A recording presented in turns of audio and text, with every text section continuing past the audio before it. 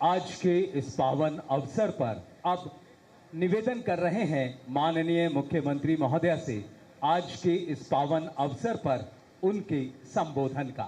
आप सबसे मेरा निवेदन, एक बार जोरदार तालियों से माननीय मुख्यमंत्री महोदय का अभिनंदन करें और उन्हें स्वतंत्रता उत्सव के इस अवसर पर बधाई दें।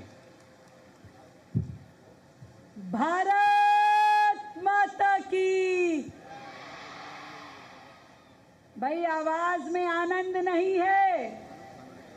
इस पूरे स्टेडियम में देश को प्यार करने वाले जितने भी भारतीय नागरिक बैठे हैं, जोरदार आवाज में जयकारा भारत मां का लगाएंगे। भारत माता की।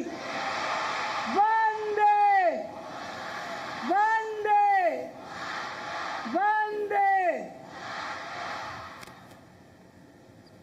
आज के इस स्वतंत्रता दिवस के महोत्सव में शामिल भारत दिल्ली सरकार में मेरे साथी मंत्रीगण, आदरणीय सभी सांसदगण, हमारे साथी विधायकगण, आप सभी वरिष्ठ अधिकारीगण, सभी माननीय अतिथिगण, मेरे वीर सैनिक और अर्ध सैनिक बलों के जवान और ये युवा बच्चे, ये साथी जो देश का भविष्य हैं, आप सभी को मेरी ओर से भारत के 80वें स्वतंत्रता दिवस की बहुत ढेर सारी बधाई, ढेर सारी शुभकामनाएं। आज का ये पावन दिन केवल एक राष्ट्रीय पर्व नहीं है, बल्कि असंख्य वीरों के अद्वितीय साहस, त्याग और बलिदान का स्मरण करने का अवसर है, जिन्होंने अपना सर्वस्व अर्पित कर स्वतंत्र भारत की गौरवशाली नींव रखी। इस पावन अवसर पर हम अपने उन सभी स्वतंत्रता सेनानियों को विनम्र श्रद्धांजलि अर्पित करते हैं, जिनके संघर्ष ने भारत के लोकतंत्र को दृढ़ आधार प्रदान किया है। ये लहराता हुआ तिरंगा केवल हमारे लिए गौरवशाली अतीत का प्रतीक नहीं है, बल्कि हमारे उज्जवल भविष्य की संकल्प भी है और हमें यह निरंतर याद दिलाता है कि स्वतंत्रता केवल अधिकार नहीं है, बल्कि राष्ट्र निर्माण का सतत दायित्व भी है। ये तिरंगा हमेशा हमारे लिए गौरव है। आज भारत विश्व के मंच पे नए आत्मविश्वास के साथ आगे बढ़ रहा है। हमारे माननीय प्रधानमंत्री श्री नरेंद्र मोदी जी के नेतृत्व में भारत ने विकास, सुशासन, इंफ्रास्ट्रक्चर, डिजिटल ट्रांसफॉर्मेशन, सामाजिक न्याय, पर्यावरण संरक्षण और वैश्विक प्रतिष्ठा के अनेक नए आयाम स्थापित किए हैं। विकसित भारत 2047 का राष्ट्रीय संकल्प आज प्रत्येक राज्य, प्रत्येक शहर और प्रत्येक नागरिक का संकल्प बन चुका है।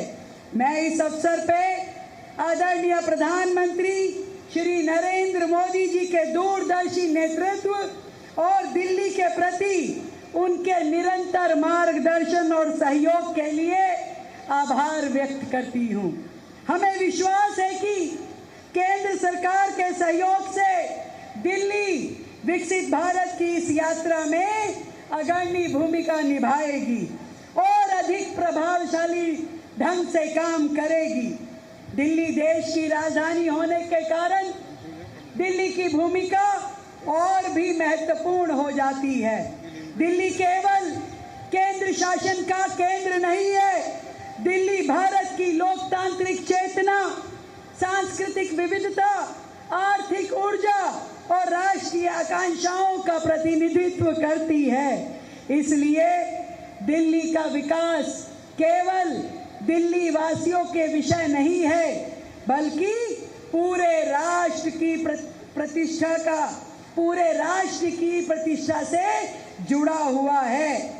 मेरे प्यारे दिल्ली वासियों, पिछले वर्ष आपने हमें दिल्ली की सेवा करने का अवसर प्रदान किया था। यह जनादेश केवल सरकार बदलने का नहीं था, यह जनादेश शासन की दिशा और कार्यशैली दोनों में परिवर्तन लाने के लिए था। प्रशासन में पारदर्शिता सुनिश्चित करने के लिए, विकास की गति को तेज करने के लिए और जनता के विश्वास को सर्वोच्च प्राथमिकता देने का था। और जब हमने कार्यभार संभाला, तब हमें पिछली सरकार से अनेकों चुनौतियां विरासत में मिली, जो वर्षों की प्रशासनिक शिथिलता, वित्तीय अव्यवस्था, अधूरी परियोजनाएं तथा आधारभूत सेवाओं की उपेक्षा का परिणाम थी। परंतु हमारी सरकार ने उन चुनौतियों को परिवर्तन के अवसर के रूप में स्वीकार किया और पहले ही दिन से समाधान की रिजल्ट ओरिएंटेड अप्रोच के साथ आगे बढ़ने का निर्णय लिया। हमने पहले ही दिन स्पष्ट कर दिया था कि हमारी सरकार का एकमात्र धर्म जन सेवा है, एकमात्र उद्देश्य दिल्ली का समग्र विकास है और एकमात्र संकल्प दिल्ली के हर नागरिक के जीवन को बेहतर बनाना है। हमने शासन को केवल फाइलों में सीमित रखने नहीं दिया, हमने वर्षों की लंबित परियोजनाओं को गति देना और रुके हुए कामों को पुनः प्रारंभ करना, प्रशासनिक निर्णय प्रक्रिया को सक्रिय बनाना हमारी प्राथमिकता रहा है। हमने समस्याओं को केवल कार्यालयों में बैठकर नहीं, बल्कि सड़कों पे जा करके परियोजनाओं का निरीक्षण कर और विभिन्न विभागों के बीच सामंजस्य स्थापित कर समयबद्ध कार्यशैली अपनाकर समाधान की दिशा में आगे बढ़ाया है। हमारी प्राथमिकता यह रही कि निर्णय शीघ्र हो, योजनाएं समय पे पूरी हो और उनका लाभ सीधा जनता तक पहुंचना चाहिए। हमारी सरकार ने यह भी निश्चित किया कि दिल्ली का विकास जो है वो समन्वय के साथ आगे बढ़े और माननीय प्रधानमंत्री नरेंद्र मोदी जी के मार्गदर्शन में केंद्र सरकार और अलग अलग अन्य एजेंसियां, स्थानीय निकाय और दिल्ली सरकार के बीच अभूतपूर्व समन्वय स्थापित हुआ है, जिसके परिणाम स्वरूप अनेक वर्षों से जितनी भी महत्वपूर्ण परियोजनाएं थी जो रुकी हुई थी, उन्हें गति मिलने का काम हुआ है।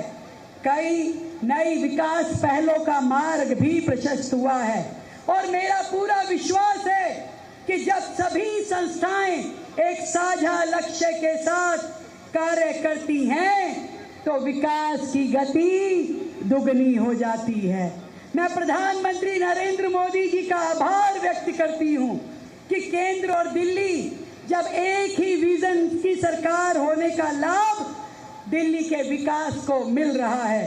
प्रधानमंत्री जी के मार्गदर्शन में ministry of housing and urban affair के अंतर्गत दिल्ली के विकास के लिए एक अलग से विभाग बनाया गया है, डिपार्टमेंट ऑफ कैपिटल डेवलपमेंट, यानी देश की राजधानी को, उसके विकास को आगे बढ़ाने के लिए एक ऐसी इंस्टीट्यूशन, एक ऐसी संस्था दिल्ली को ग्रोथ इंजन बनाने के लिए बनाई गई है जो अपने आप में गेम चेंजर साबित होगी। पहली बार दिल्ली राज्य का अकाउंट सेपरेशन हुआ है, पहली बार आरबीआई को दिल्ली का ऑफिशियल बैंकर बनाया गया है, जिससे दिल्ली को ना अब फंड की किल्लत होने दे रही है केंद्र सरकार, और हर विषय को तुरंत निर्णय करके आगे बढ़ाने का काम भी हो रहा है। मैं धन्यवाद करती हूँ केंद्र सरकार का, जिन्होंने शासकीय में हमें 2600 करोड़ रुपए की राशि सैंक्शन की है, जो 61 नए प्रोजेक्ट का काम करने में हमारी मदद करेगी। और ये वृद्धि केंद्र और दिल्ली सरकार के बीच में एक मजबूत सहयोग का काम करने वाली है। दिल्ली के विकास के प्रति ये साझा प्रतिबद्धता का भी प्रतिबिंब है। साथियों, विकसित भारत की इस यात्रा में दिल्ली की जिम्मेदारी सामान्य नहीं है। दिल्ली देश की राजधानी है, इसलिए यहाँ लिए गए निर्णय पूरे देश को दिशा देते हैं। यहाँ बनने वाला डेवलपमेंट का मॉडल पूरे दूसरे शहरों के लिए बेंचमार्क बन सकते हैं।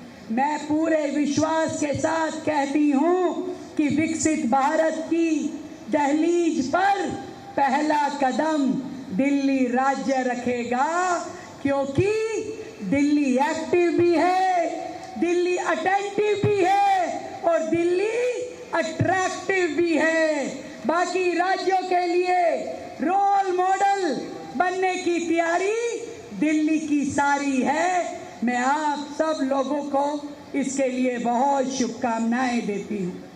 प्रिय साथियों, अब मैं उन प्रायोरिटीज की बात करना चाहती हूँ जो दिल्ली के वर्तमान को बेहतर बनाने के साथ साथ आने वाली पीढ़ियों के भविष्य को भी सुरक्षित बनाने की बड़ी बुनियाद साबित होंगे। स्वास्थ्य, शिक्षा, इंफ्रास्ट्रक्चर, एनवायरनमेंट हमारे विकास की सबसे मजबूत नींव है।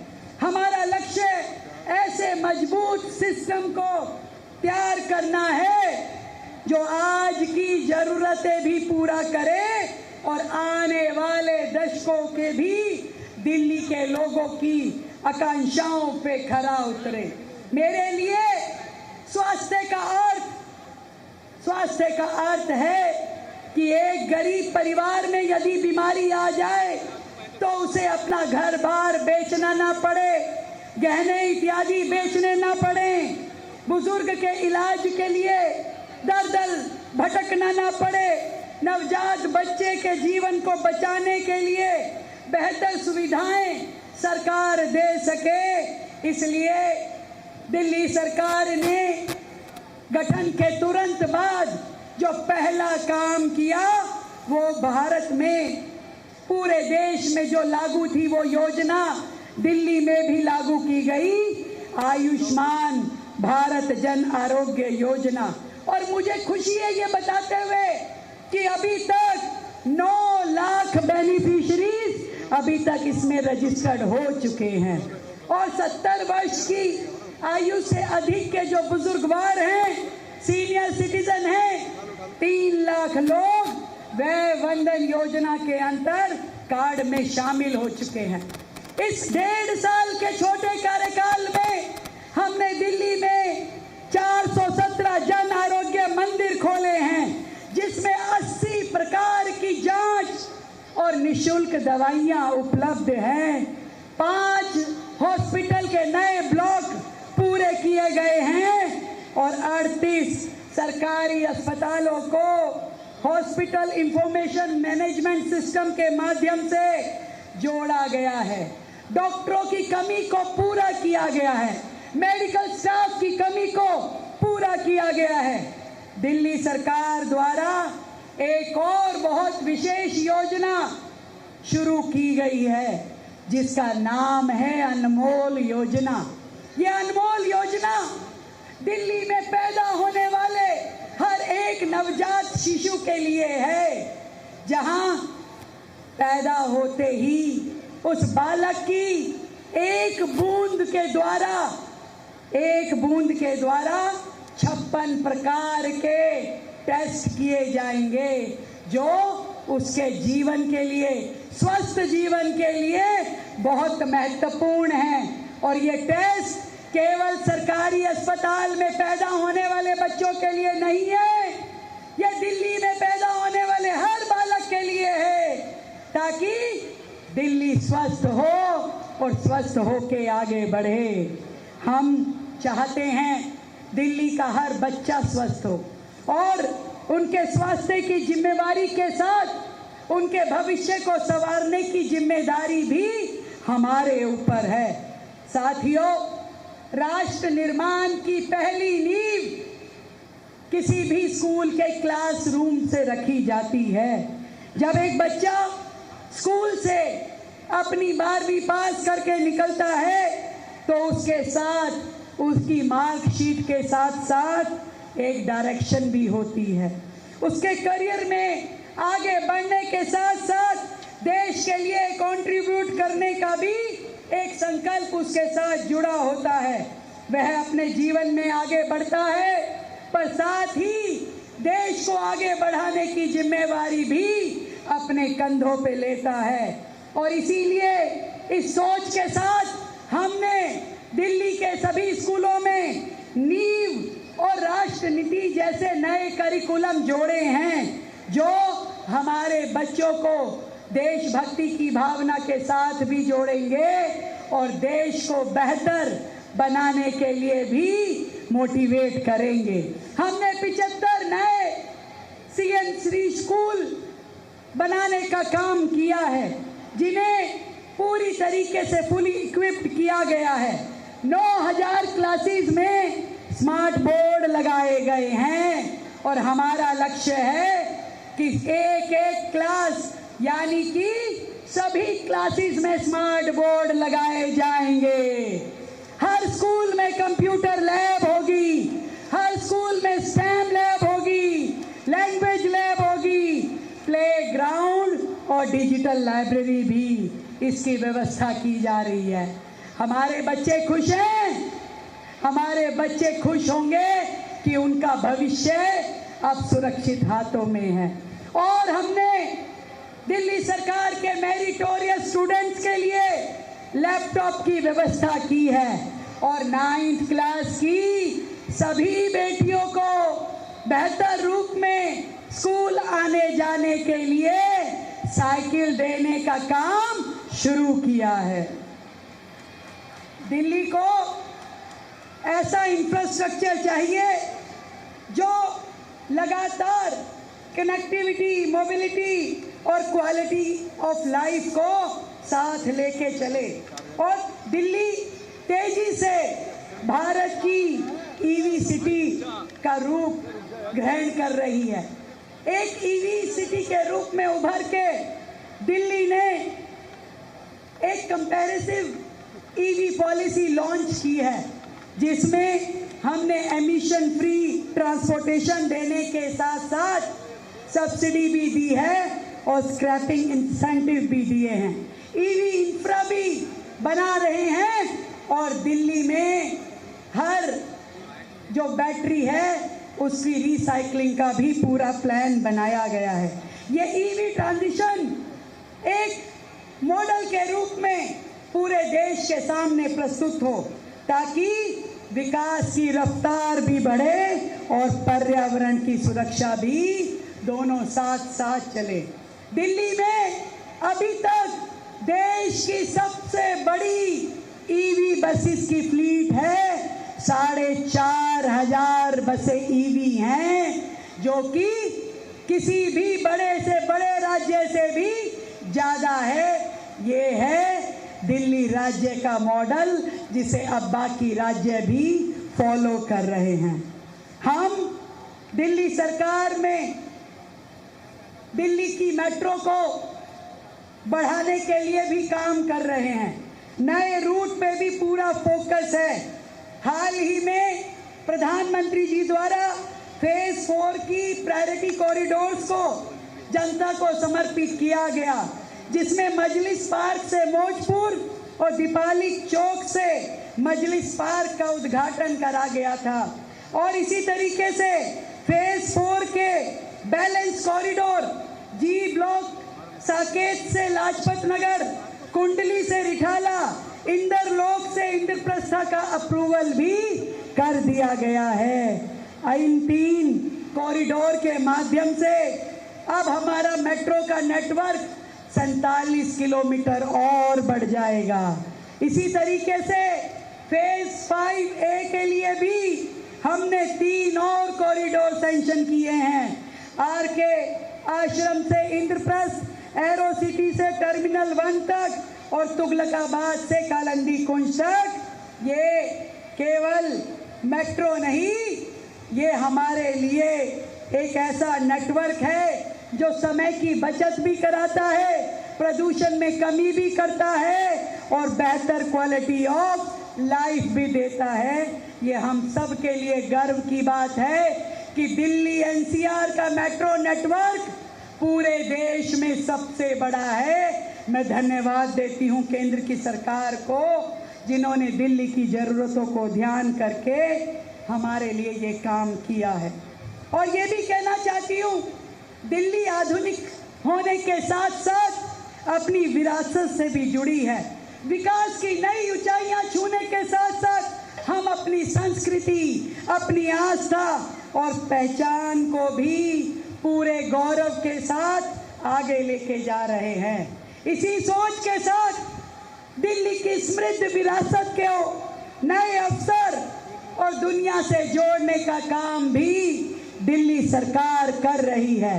हम दिल्ली को मेडिकल टूरिज्म, एजुकेशन टूरिज्म के साथ साथ हेरिटेज टूरिज्म, कल्चरल टूरिज्म और स्पिरिचुअल टूरिज्म का भी केंद्र बनाना चाहते हैं। दिल्ली से पूरा भारत खुद को जोड़ता है। दिल्ली देश की राजधानी है। दुनिया के सामने भारत की पहली झलक यदि कोई राज्य है तो वो दिल्ली है। हमारी सड़कें, हमारी स्वच्छता, हमारी हवा, हमारी विरासत, महिलाओं की सुरक्षा, यातायात अनुशासन और बाहर से आने वाले लोगों के प्रति हमारा प्यार व्यवहार दुनिया के सामने एक ऐसी छवि बनाते हैं जो भारत की संस्कृति और परंपराओं की देन है। दिल्ली का वर्ल्ड क्लास इंफ्रास्ट्रक्चर और रिच कल्चरल आइडेंटिटी, हम ऐसी कॉन्सर्ट इकोनॉमी को दिल्ली में जोड़ना चाहते हैं जो दिल्ली देश के और साथ साथ दुनिया के बड़े बड़े कल्चरल और एंटरटेनमेंट डेस्टिनेशन में से एक दिखाई दे। प्रधानमंत्री नरेंद्र मोदी जी विकसित भारत का जो सपना देखते हैं, दिल्ली अपनी इसी विरासत और पहचान के साथ विकसित दिल्ली के सपने को आगे लेके चल रही है। हमारी इस शहर के सामने अनेकों चुनौतियां हैं साथियों। पर्यावरण और क्लाइमेट चेंज उसमें खास स्थान रखता है। इसलिए पहली बार दिल्ली राज्य के बजट को ग्रीन बजट घोषित कर हमने 21% बजट का हिस्सा यानी 22,000 करोड़ को ग्रीन बजट के रूप में खर्च करने का निर्णय लिया है। दिल्ली में पॉल्यूशन एक बड़ी चुनौती है, परंतु सिर्फ ब्लेम गेम करने से सॉल्यूशन नहीं निकल सकता। हमने समाधान की ओर कदम बढ़ाए हैं और पूरी दिल्ली में पहली बार किसी सरकार ने फॉरेस्ट नोटिफिकेशन किए हैं। पहली बार दिल्ली में बड़ी संख्या में पेड़ पौधे लगाने का काम चल रहा है। 70 लाख पेड़ दिल्ली में लगाने का जो काम था उसमें से लगभग आधे से अधिक काम को हम पूरा कर चुके हैं। डस्ट मिटिगेशन के इफेक्टिव प्लान और एमिशन फ्री ट्रांसपोर्टेशन हमारा लक्ष्य है। हम सब मिलकर के अपनी इन प्राथमिकताओं पे काम कर रहे हैं। हमारी प्राथमिकता पूरी तरीके से स्पष्ट है। 5 वर्षों में हमें दिल्ली का हर तरीके का कूड़ा साफ करना है। हमें सिर्फ सड़कों का कूड़ा नहीं, भ्रष्टाचार का कूड़ा भी साफ करना है, लाल फीताशाही का कूड़ा भी साफ करना है और पुराने कॉम्प्लेक्स सिस्टम का कूड़ा भी साफ करना है। प्रदूषण का कूड़ा भी साफ करना है और कूड़े के पहाड़ों को तो साफ करना ही है।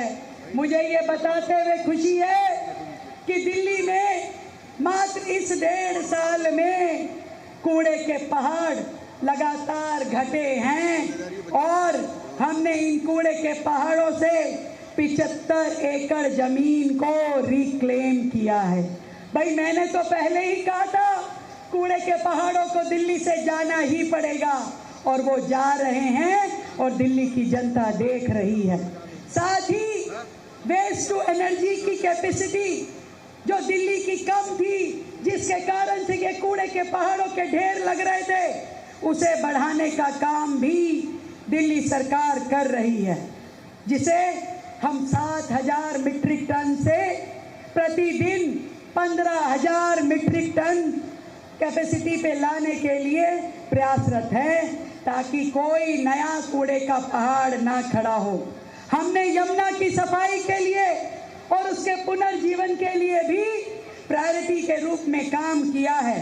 जितने भी पुराने एसटीपी से जितने भी ये 37 सीवेज ट्रीटमेंट प्लांट थे, हमने उनको अपग्रेड करने का काम किया और नए 27 एसटीपीज को शुरू करने का काम किया है, ताकि एक भी ड्रेन के माध्यम से गंदा पानी यमुना जी में ना जाए, ये हमारा प्रण है। साथियों, यमुना गंदी करने का एक और कारण भी है।